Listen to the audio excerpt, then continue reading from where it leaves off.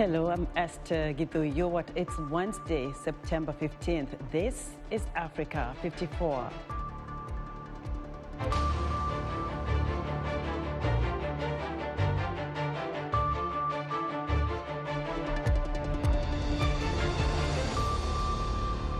A World Health Organization-backed vaccine hub for Africa aims to copy the Moderna shot. Nigeria battles the threat of kidnapping and violence with citizen patrols. And we'll reveal which West African country is now the fastest place in the world to set up an online business.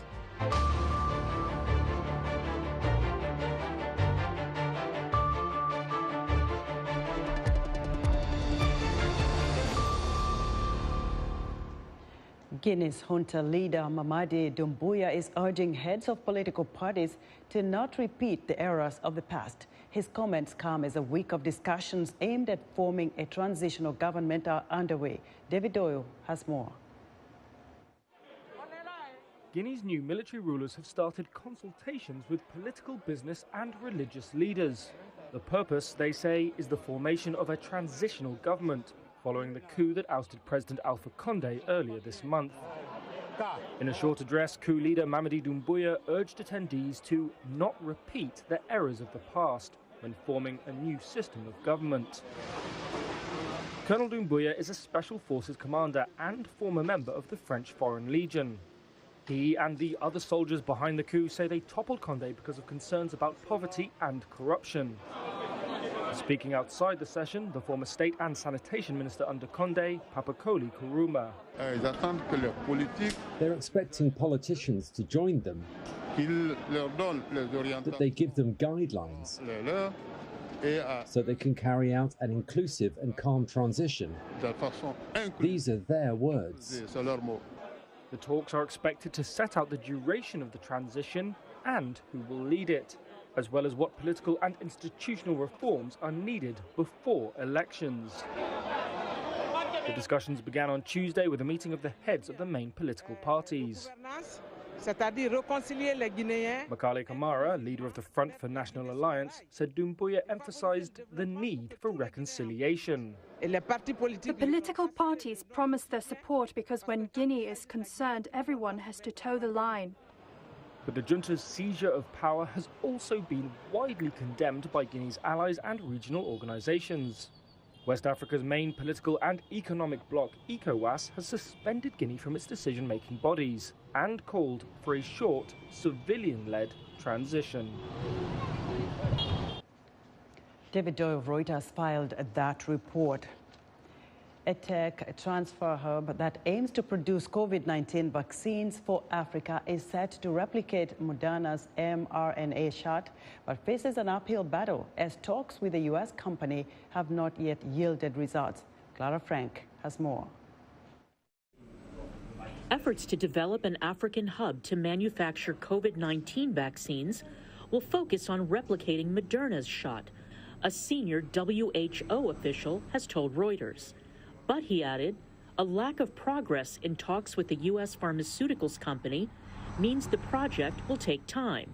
The World Health Organization-backed tech transfer hub in South Africa was set up in June. Its aim is to give poorer nations the know-how to produce vaccines. Cape Town-based Afrigen Biologics has been selected to produce the first doses. Martin Fried, coordinator of the WHO's Initiative for Vaccine Research, said Moderna's vaccine was chosen because of an abundance of public information and because the company has said it will not enforce patents. But in practice, it's hard to replicate a vaccine without information on how it's made. Fried says talks with Moderna have not yielded any results. Moderna did not respond to a request for comment. COVID-19 vaccine makers have warned that non-authorized producers would compete for vital raw materials and production equipment. Those are relied upon by established players who, for the most part, have earned huge profits from vaccination. The case highlights the challenges as the WHO battles to address the glaring inequalities between rich and poor countries. More than 3/4 of the 5.5 billion COVID-19 shots administered worldwide have been in high and upper middle income countries. making up just over a third of the world's population. According to the African Union's top health chief, only 3% of the African continent's population is vaccinated. That compares with more than half in the United States. Even if the vaccine hub manages without Moderna's help, Fried says it could still take more than a year to produce a distributable vaccine, as clinical trials would only begin in the latter half of 2022. Clara Frank, VOA News. India is considering resuming export of COVID-19 vaccines mainly to Africa, as it has partly immunized a majority of its adults and supplies have surged, a source with knowledge of the matter told Reuters. India, the world's biggest maker of vaccines, stopped its vaccine exports in April to focus on inoculating its own population as infections exploded. With kidnapping and violent attacks rampant in northern Nigeria, some civilians are growing impatient with security forces and have taken up arms themselves. VOA's Haruna Shehu reports from the northwestern state of Kaduna, a hotspot for crime.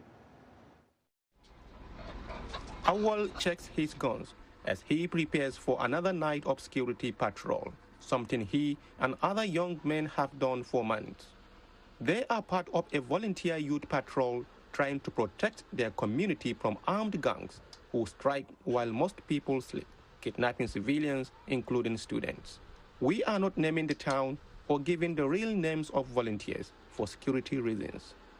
I have decided to arm myself with these guns to protect my family because the government has failed to keep us safe. Aliyu, who is leading a patrol team on this night, says there is no option to carrying a weapon. This has become necessary to keep our families safe. Cattle rustlers and kidnappers have been terrorizing us. They are killing us too. We can't fold our arms and allow this to continue. Kaduna State is at the epicenter of abductions that have traumatized the country. Kidnapping for ransom has surged since 2020, with almost 2,000 people taken in Kaduna State alone, according to its government. Another 937 were killed in bandit attacks. Nasiru Sani has grown to support community patrols after kidnappers struck his family compound in December. I was in my room after midnight when I heard noise from the compound. Through the window, I saw 6 people with guns. They shouted, "We are Boko Haram. We will kill you if you don't open the door." They put their guns through my window and started firing into the room. I held one of the guns, but they overpowered me. They shot at me several times. Sani spoke from the Kaduna hospital, where he was treated in January for multiple gunshot wounds. While the 40-year-old was recovering, he also was trying to free his pregnant wife. They kidnapped my wife and demanded a ransom of 500,000 naira.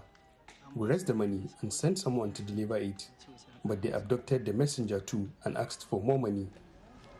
Sani's wife finally was released in late February after he paid a total of 1 million naira, more than $2,400. She delivered a son in March. When communities resort to armed civilian patrols, things can go wrong. For instance, bandits killed 4 vigilantes in Kaduna's Biningwari area in May. In neighboring Niger State, bandits killed 30 vigilantes in a single incident in June. Neighborhood patrols say they have been getting guns through back channels, especially after a 2019 federal ban on civilian gun ownership. But those guns can be defective.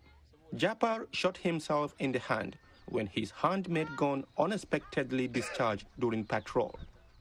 It is better to sustain this injury than to be kidnapped from my house. Kidnappers may demand a ransom that I cannot afford.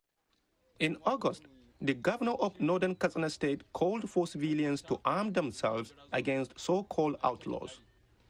But Kabir Adamu, an expert on security risk management, says arming civilians escalates problems. In certain instances, there are what I would call community leaders or even militia leaders that are obtaining these weapons and giving it to the people. The consequence of that is that it's further driving the conflict. Armed civilian patrols have been accused of vigilante justice, including summary executions. In Niger State alone, at least 86 Fulani people were arbitrarily killed in the first 4 months of the year, says the Mieti Allah Cattle Breeders Association, the ethnic group's main socio-cultural group. Fatalities have been reported in other parts of the country too.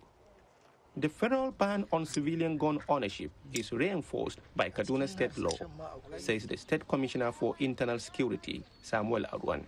It is illegal for you to possess firearms without a license. There is no justification for individuals or citizens to take arms against fellow citizens. If you feel that someone threatens you, what you should do, you should report to security agencies.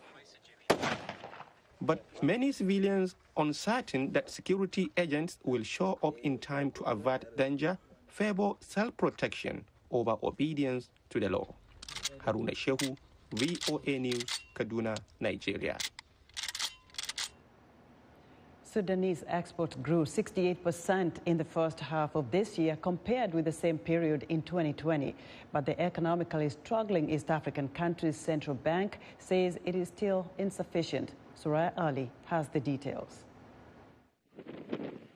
Sudan exported goods worth more than $2.5 billion in the first half of the year.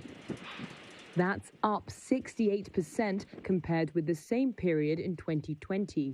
But the country's central bank says that's still, quote, insufficient, because Sudan's import bill is more than $4.1 billion. The government is pushing for increased exports, particularly from agriculture, to pull Sudan out of a deep economic crisis. That's in addition to foreign aid and investment. The central bank data showed the largest export was gold, worth around $1 billion. Almost all of it going to the United Arab Emirates. Most gold produced in Sudan is smuggled, a practice that the government says it is tackling. Other major exports were peanuts, sesame, and livestock. Sudan has struggled with a wide trade deficit since the secession of oil-producing South Sudan in 2011. The lack of foreign reserves has led to shortages of crucial medicines, power outages, and queues for fuel and bread in recent years. Data on Tuesday also showed inflation decreasing for the first time under the country's 2-year-old transitional government. Inflation slowed sharply from 422.8% in July to 387.6% in August, in a sign that the currency is stabilizing following a year of tough economic reforms. That was Soraya Ali of Reuters reporting. Early in the COVID-19 pandemic, Benin set up a service to allow people to register their businesses online. The e-registration system has worked so well that this West African country is now the world's fastest place to start a business, according to the United Nations. Moki Edwin Kinzeka narrates this report by Nzwaku in Cotonou, Benin. Sandra Idoso is the owner of a store selling art in Cotonou, Benin. She submitted her business application online and received approval and legal documents within 3 hours. S'il n'y avait pas cette facilité à créer en ligne, s'il fallait retourner et faire la queue, faire la file, passer dans le labyrinthe de l'administration pour créer cette entreprise, je ne l'aurais pas fait. Aussi simplement que ça, je serais restée dans l'informel. To create a business, Sandra went online to monentprise.bj, a platform in Benin to create and formally start a business. The site was launched in February 2020 by the country's Investment and Export Promotion Agency. It was the start of the pandemic, and the agency did not want people to come into their offices. Applicants fill the required information, download the required documents, and make a payment online. The documents arrive at the agency's headquarters, where staff verify the information and mail business certificates to those who are approved. En 2019, nous étions à peu près 28 000 entreprises créées et en 2020, nous sommes passés à plus de 41 000 entreprises créées. Donc pour nous, c'était une performance, ça nous montre que la plateforme a été acceptée. Et aujourd'hui, nous avons des performances de 3 heures. The online service helped make Benin the fastest place in the world to start a company, according to the UN Conference on Trade and Development.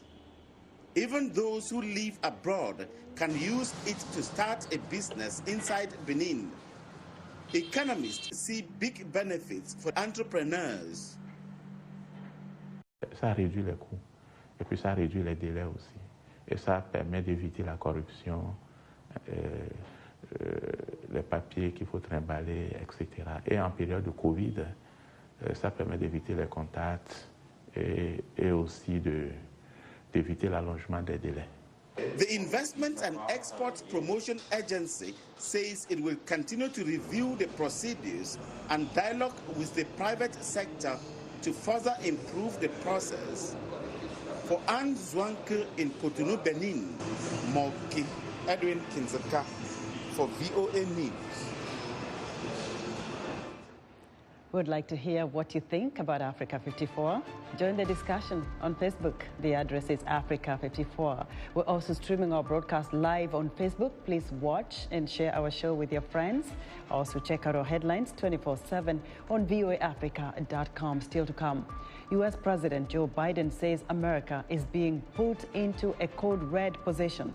We'll explain. But first, Hedy Adams tells us what's coming up on today's Straight Talk Africa. Stay with us. The next Straight Talk Africa. As countries worldwide work to get shots in arms, many are running into a problem of trust and vaccine hesitancy. Is fake news to blame? And is misinformation on social media hurting vaccination drives across Africa? We'll speak to Ugandan Dr. Joachim Chikomeko, also a professional fact checker as well as a data journalist, to help us separate medical facts from fiction. Also, shutdowns, showdowns and crackdowns. We'll look at the power struggle between big tech and politicians. Join me, Hedy Adams, on the next Straight Talk Africa. U.S. President Joe Biden says extreme weather caused by climate change is putting America in a code red situation. He is pushing 2 massive bills in Congress totaling in the trillions of dollars to reverse the damage. VOA White House correspondent Anita Powell looks at what's at stake. Raging fires, howling hurricanes, rising floodwaters. You're not imagining it, says U.S. President Joe Biden. The weather is changing in scary and unpredictable ways, with hurricanes, floods, and wildfires all ravaging swaths of the continental U.S. This week, he is touring wildfire-affected areas and making his plea to the American people. Extreme weather cost America last year $99 billion. Let me say it again. Extreme weather in the United States cost the United States of America a total of $99 billion. And this year, unfortunately, we're going to break that record. It's a devastating loss to our economy and for so many communities.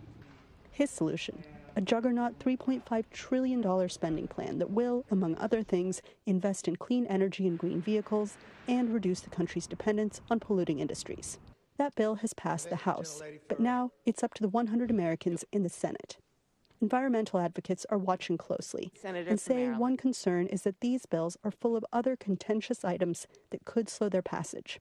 The reconciliation package is not just climate change, it's also a series of social programs, and we don't know, where that will come down. And so it could be clean energy advocates who are disappointed, it could be social program advocates who are disappointed, or some combination of the two. But advocates argue this is urgent. Parts of the country are literally on fire. As we've been seeing over the last summer and really the last couple of years, with natural disasters across the country getting worse, wildfires in the West, hurricanes in the Gulf, and the information that has been coming out of our top science bodies that climate change is here and it is continuing to get worse. And we have a vanishingly small window to act and reverse those impacts. The bill's opponents raise a number of objections, that there are cheaper ways to spur green energy, that traditional industries like coal will see job losses, and that the bill's price tag is just too high. It's not hard to see that another $3 or $4 trillion of government debt is really not good for the federal government. I think it would get us closer to a financial crisis. We have to remember that 10 years ago, numerous countries like Greece and Italy got into serious government, financial and economic crises because the government borrowed too much money. I fear the United States is going in that direction. So now what? Biden says he's determined to pass this legislation despite hurdles in Congress. Republicans are united in opposition, and even some Democratic lawmakers have misgivings. In coming weeks, the Senate will decide. Anita Powell, VOA News, Washington. Many young women and girls in Ghana are showing great interest in science, technology, engineering, and mathematics education. Unfortunately, but not surprising, the underrepresentation of women in these fields persists across the country. A female-led organization, Yielding Accomplished African Women, promotes women's participation in STEM and fosters the largest community of African female developers and financial analysts in the country. Africa 54 technology correspondent Paul Ndiho spoke to Diana Wilson, CEO and founder of Yielding Accomplished African Women in New York. Diana Wilson, welcome to Africa 54. Thank you so much. I am so honored and blessed to be here. Thank you for having me. Briefly, let's start by maybe you telling us a little bit about yourself and what you do. I am a young 25-year-old social entrepreneur and evangelist for all things social justice. I'm also a product marketing manager at Google. And most importantly, I run the largest online career community for African women in STEM called Yielding Accomplished African Women. You are literally training an army of young, powerful women across the continent. How is that going? It's been a blessing. In 3 years alone, we've been able to train over 1,000 people. We've been able to reach 12 countries within the continent of Africa. And recently, we've been able to go global. So anyone who recognizes themselves as someone with African descent has now been able to join our program. Within these 3 years, we've truly been a nonprofit of first. We've hosted and created the first Women in Machine Learning Conference in Africa. We've created the first professional STEM sorority chapters across universities in Africa, 12 to be exact. And so as we continue to grow, as we continue to impact women, we want to see a more global scale of Black women coming together to be able to propel their career in STEM. How did you get started? I got started at Cape Coast Castle. I was on a study abroad trip and we visited Cape Coast Castle, and it was literally outside once you leave the door of no return on the balcony that I heard such a clarion call in my spirit to be able to really impact and create systems of justice and of empowerment for Ghanaian women specifically, but then for African women at large. And so Yielding Accomplished African Women is actually headquartered in Ghana, but we serve the globe. I've seen some of the work that you've been able to do. When you talk to these women that you are trying to empower people who have benefited from some of the training programs that you've put out there, what are their stories? Their stories are that they are farm girls trying to get into machine learning and AI. Their stories are that they come from a lineage and a generation of women who are selling in the market. And so their stories are one of really looking forward to triumph, even though they have maybe started in a lowly place. What has surprised you the most interacting with these women? And interacting with all of these accomplished African women is the fact that African women really don't need as much training as we think.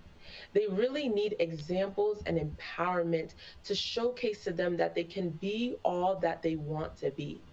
What we realize is that they grasp so easily Python, machine learning, AI, data science.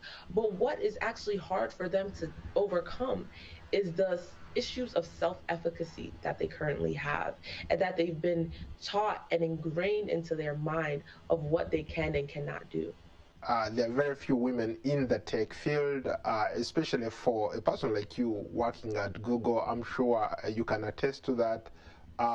How bad is it in Africa? There are a lot of young women who want to be part of this field, but they don't know how. What is it that they need to do to be part of that sector that everybody is trying to get into, the tech sector? For African women trying to get into tech, it's a huge hurdle, right? And what the issue is that they need access, they need visibility, and they also need training to understand what exactly do they look for? Because getting into tech is an exact body of knowledge. And most African universities, unfortunately, are not preparing them well enough for this next level and this next step, especially on a global level. Places like Goldman Sachs, Google, Bank of America, Twitter, you have to be very well versed and well prepared even before you submit your application. And so that is what we're doing. We're connecting them with opportunities. We are making sure that they're prepared, so once that door is open, they walk through it. Thank you so much for your time, Dan. Thank you so much. It was an honor. A pleasure talking to you. Thank you. That was Africa 54 technology correspondent Paul Ndiho speaking to Dana Wilson, CEO and founder of Yielding Accomplished African Women. And that's our show for today. Be sure to watch Africa 54 on our website at voaafrica.com. From all of us here in Washington, thanks for watching.